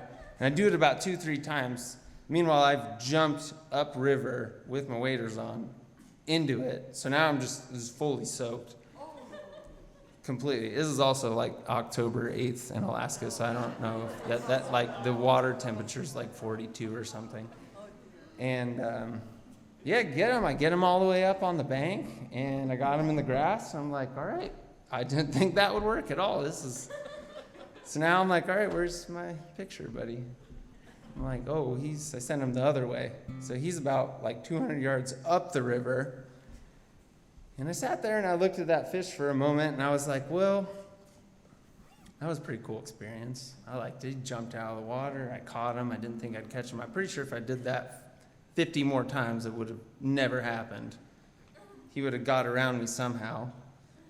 And I was like, all right, well, and I like catch and release. I don't keep the trout or anything. But I was like, I gotta get a picture of this fish. So now I grab the fish, and I'm just like running up the river with this fish. And I was like, every 30 seconds, I jump over into the river and I put him back down for a minute. I'm like, he's gonna be good. I just breathe him a little bit, and then 30 more seconds, I jump back on the bank. And now I got like, I don't know how many gallons of water could fit in my waders, but there's gotta be like 20 or something. So like me trying to run with 20 gallons of water rushing around in my waders, it's cold. And I'm yelling, but it blows. I mean, it was a light wind day. It was blowing 35. So it's blowing 35. My buddy's upriver. I can't hear him. I'm trying to call him down. I'm like, just come help me. Just come get this picture. I finally get up to the boat, and I'm standing there on the boat, and I'm just like, hold the fish up real fast. Hey, maybe he'll see it above the weeds. So he comes down. He finally comes down. I get it. I put it in the net. The fish is fine. We snap a couple pictures, and we let it go. And we're both just sitting there. And I was like, wow, that's got to be one of my best fishing stories. So thanks for letting me tell it.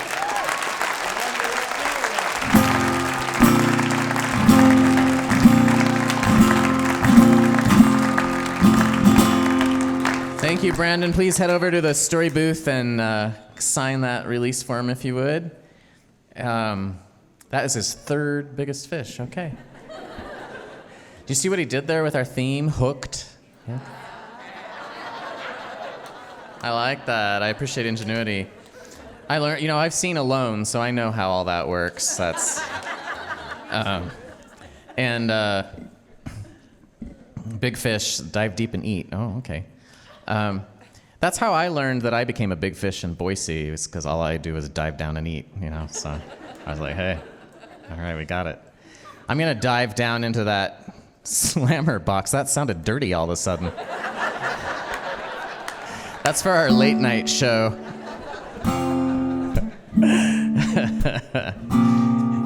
Got some more cravings and compulsions in here.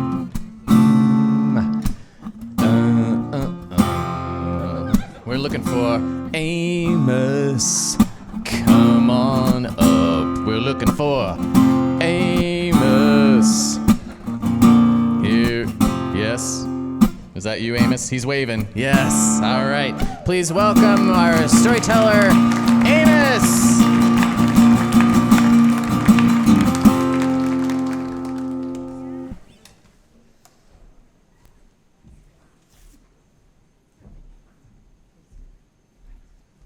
I also didn't think my name was going to get picked, but here I am.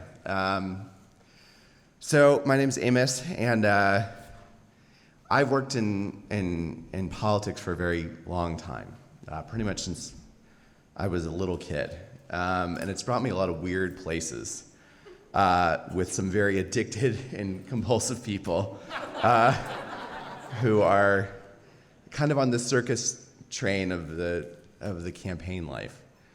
And one of my jobs I had was I worked in Washington, D.C., and I had a group of people who had worked under me, and I would hire them to go film political candidates and members of Congress giving speeches, and then I would ask them to run after them after they were done and ask them a series of ridiculous questions, so that we could get them saying something stupid on tape and make a commercial out of it. It was a very interesting job, and I have no regrets. There is no This did not help society or make this country a better place, but it paid my bills. And sometimes, when jobs were very intricate and weird, I would go have to do them. And what I did was something called tracking. We'd track people running for office, and we would try to get them on tape. So I was working in DC, and I was told after I got back from my 20-minute lunch break, which was a good day, that I would have to be on a flight to Atlanta that night, and to go home and pack a backpack and come back to the office, and we'd talk about what would happen next. It's like, okay. So, when you get into these campaign environments, especially in DC and especially in competitive years, it becomes a blood sport. Compulsion is everything. Everything, this teamwork around you, you're all disgusting, you're all chain smoking, you're all eating crappy food, and you're all miserable together. And you're really compelled to just keep going. So we were working on a congressional race in Atlanta, and the race was very close, and we knew the guy was having a fundraiser down the street from us. And he was going to be going back to Atlanta that night. So it was my job to wait at the airport and buy a ticket for the last 2 flights out from DC to Atlanta and hop on the plane with him and try to record him on the airplane. And I was like, well, I don't really have an option here, so that's what I'm going to do tonight. So I was waiting at the airport. The first flight comes and goes. And I texted my boss, and I was like, I don't know, the second flight's about to close. I haven't seen him yet. And sure enough, it was like seconds before the boarding door closed, and I see him run onto the plane. I said, he's here. And my boss calls me immediately. He's like, get on that plane. And I was like, all right, I'll get on this plane. And so I full disclosure, I worked in Republican politics. And they hired me because I didn't look like a Republican. Because I had a beard and I wore a lot of tie-dye and I was from Oregon, and it didn't make a lot of sense why I was there at all, but I was. And so they said, put on your finest tie-dye t-shirt and get on this plane and ask this guy questions. I said, all right, sure. So I lean over in his first class seat, and I start asking him questions about everything. I'm pretending like I'm a mega fan, a super mega fan. And I'm asking him all these questions about his campaign plan and all these questions about his fundraising. And I'm just leaning, and he's in the window aisle, so I'm leaning over this poor guy who paid way too much for a very short flight in the aisle seat to harass this man running for Congress. And I was sitting in the first class, first seat in coach. We land, and I texted my boss. I said, I talked to him on the plane, and he says, okay, great, now talk to him in the airport. And I was like, all right, I guess this is the job ahead. And so I just started noticing myself getting more and more anxious. I was like, okay, he's gonna be getting out of here really quickly. I have to grab my bag, I have to grab everything, and I have to just chase him and get him on camera to talk to me, a super fan who's asked him a million questions that I shouldn't know anything about on an airplane. And so he gets out, I'm waiting, I'm grabbing my bag, and the lady in front of me, who was very old and very sweet because I talked to her on the plane, was taking her time, and I was getting very impatient. And I finally got out of the airport, or out of the airplane, and running through the airport at this point. I see him, and he sees me. He turned back, and we've locked eyes, and I am now running through the Atlanta airport in a tie-dye t-shirt, Birkenstocks, and khaki pants, which is a weird combo to be running in. And I am chasing him down, and he is running at full speed through the entire airport, and I have my phone out and ready, and I just am running. I see him through baggage claim, and I am chasing him through baggage claim. He opens the door, there's a car waiting for him. A staffer opens the minivan side door, and he hops in, and they drive off like they just robbed a bank. And I was like, God, I missed him. And So I text my boss, I didn't get him in the airport. And he said, well, you're already there, like, let's make use of some time. And I was like, well, I see he has this meeting tomorrow in his office for a volunteer event. I'll just go and volunteer. So I wear the same clothes I do, the exact same hat, khaki shirts, tie-dye, t-shirt, and Birkenstocks, and I'm waiting in his office for him the next day. And I'm like, I feel very creepy, very creepy. And I'm 25, and I'm like, oh, I want to make it in politics. Which is a terrible idea. If anyone's thinking this is a noble and glamorous industry, I'm telling you this story. I hope you're listening. So I am eating all their free pizza and drinking all their soda, and I'm waiting for him, and sure enough, in comes a whole crew from CNN. And he's right behind them, and they're filming him. This is a big race, it's getting national attention, and he sees me, and he's like, oh my God. I saw it on his mouth. He mouthed those words. And I came up to him, and I'm like, perfect. My boss will know I'm here. CNN's recording this whole thing. And so we're talking, and I'm asking him all these questions again, very specific. And he's like dodging them left and right and left and right. And I'm like, well, let's get a selfie. And so I get one, I get in the car, I have all my pictures and all my news, stuff I was gonna send to the news. I get in the car to the airport, I send it all. All the news story breaks before I get in the airplane and takes off. And a year goes by, he lost that race. A year goes by, and I get an email from my boss, and he said he was on a panel with the woman that ran that campaign. And he told her this story about this time when this kid who worked for him wore a tie-dye t-shirt and khaki pants and Birkenstocks and chased him through the airport. And she said, he didn't go out of the house for 2 weeks after that happened. And I ended up back in Georgia. He ran for Senate, and I saw him again. And I really wanted to apologize. I knew he'd recognize me. So we were at a campaign event. I was working for his opposition. And he walks by. I was going to say, you know what? I'm sorry. I didn't really know how to say it. But he looks me right in the eye, and he stopped and froze and turned the other way. And we never spoke ever again.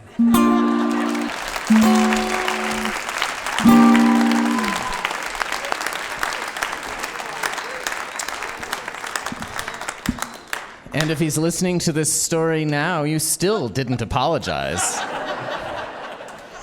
This was your opportunity, listen to all over the world.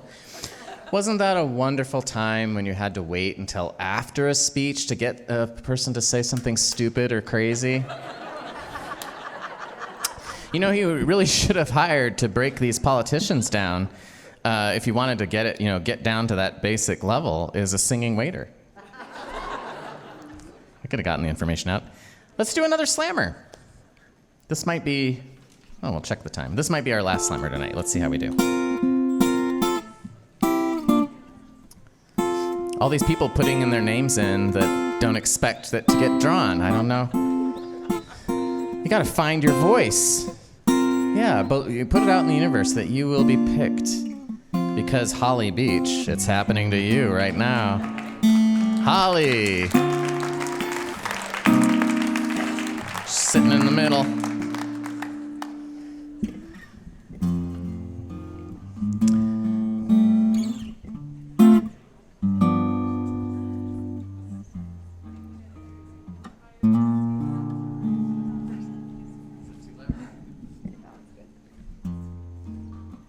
Thanks.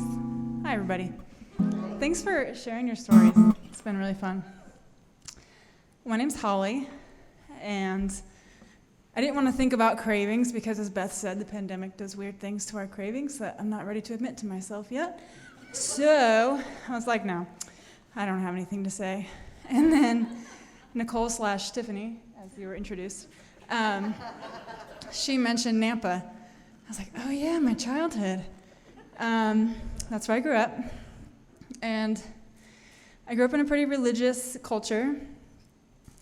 And those of you who also did know that cravings can bring a lot of messed up thoughts to a person, like a lot of shame, right? If you crave anything normal or natural, like sex. Oh, I crave sex. Oh, you're a terrible, terrible creature. Why would you do that?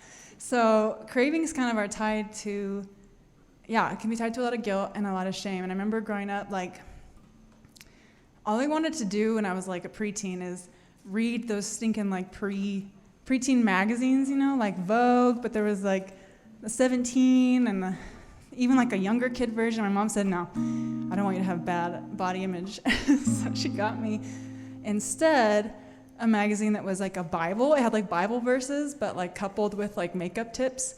So this is like my magazine. And so what I would do is take my cousin's 17 magazines, slide those babies right inside my Bible magazine. And my mom came in the room, hi Mom, how's it going? And so I was really reading what I wanted to read. But it's kind of interesting, like these feelings around, growing up with religion and the, the guilt that comes with it, but also the legacy, the heritage, the connections. When I was 8 years old, my grandma had cancer, and I was at a friend's house, and my mom was gonna go to the hospital to see her, and I just had this weird feeling like I should go, and I did. And my grandma and I, like, she used to make all the girl cousins these frilly little dresses, and she played the piano, and I learned to sing with her. As she played the piano, I would sing songs with her. And so in her hospital room that day, she wasn't responsive or aware, I don't think. But I sang to her, "Great is Thy Faithfulness," because that's the hymn that she taught me on the piano. And that was the last time I ever saw her. And so, growing up, I started to really rethink, what I was taught, and if I believed it, and if it fit in my life, and kind of came to my own conclusions about, not even conclusions is the wrong word because it's still very fluid, but came to my own way of seeing the world that didn't quite match. And it was kind of like a disconnection, right, from the bad, but also from the good. So it's been kind of weird to balance. And a couple years ago, my grandma's husband, he was also on his deathbed, and I had the opportunity to sit with him, and I sang to him, "Great is Thy Faithfulness." And it was really interesting because I didn't quite believe the words in the song anymore, but I believed the heritage of my family, and I believed our connection and our love, and that was just my way of having some kind of love language with him. And that was the last time I ever saw him. And so now, sometimes I get cravings, right, for that belief system that is no longer quite what it was, but there's still all these ties. I'm still compelled, right, to seek it out, to figure it out, to figure out where I fall in my family line, my family heritage, and what that looks like now for me and what that means. So it's just a new way of thinking about all of that. Thank you.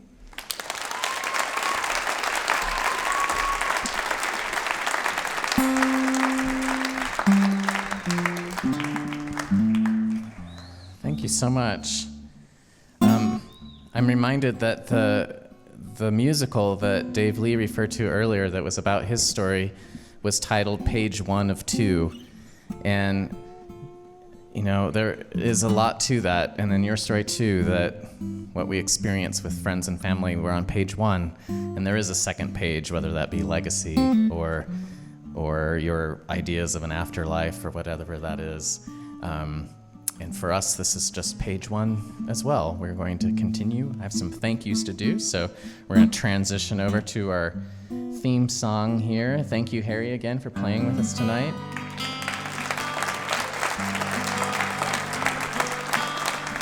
And stories come from the land as well as its people. I want to acknowledge that we are on the traditional land of the Shoshone-Bannock people.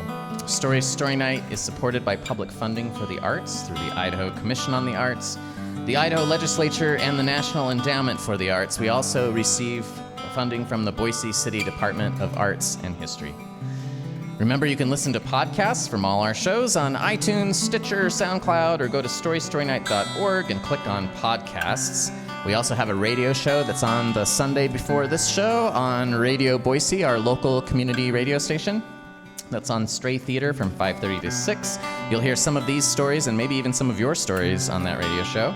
And if you want to see our previous shows or watch this one again, subscribe to our YouTube channel. Thank you to our crew, technical director, podcast engineer, Stephen Baldassare. Thank you. Thank you to our photographer, Chelsea Harada. Thank you to our volunteer and volunteer coordinator, Natalia DiJosia. Thank you to our board of directors who have also been helping to staff the Slammer booth. Thank you to our camera operator, Stan Carey. Thank you to Jump and the crew here for hosting us. And yes, okay. Yep, we're thankful for that. And also, story, story night. Story, story, good night. Beginning, middle, now at the end.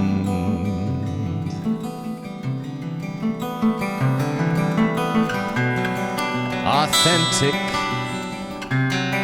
inspiring, spontaneous. So thank you. You shared your stories and you really listened.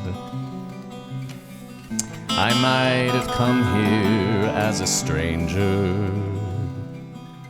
but now I'm leaving as a friend. Join us next time, February 22nd. That's 2/22/22 for Fated Attraction. And so the story doesn't end. Good night.